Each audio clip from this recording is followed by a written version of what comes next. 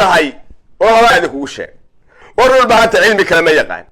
war ilaahu xabad noorid aan qadaynay bay dhahan who is dhulbahanti musabbix ma dawladda la dagaalami kara ma xaggay ka dhacad meel dawladda ciidankeedii me adoo kaara weyn saaran kaarabin ma kaaga saacadihii lasoo dhaafay dagaal khasaare baan geystay ayaa ka dhacay magaalada Laascaanood ee xarunta gobolka Sool. 2 jiho ayay ka soo weerareen jabhadda SNM magaalada Laascaanood. war isaaqi cabaada laga keenay saaka waa laga cabaadsiin gudubay magaalada Laascaanood isla markaana ka imaanaya sheegaya xaqiijinaya in dulaan culus ay saaka ciidamada Soomaaliland ku ekeeyeen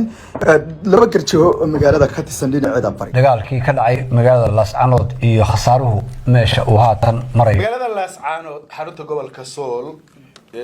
maxaan ku raadaa xarunta dawlad goboleedka maxaan ku raadaa Khaatumo dagaal xooggan oo ka socda magaalada Laascaanood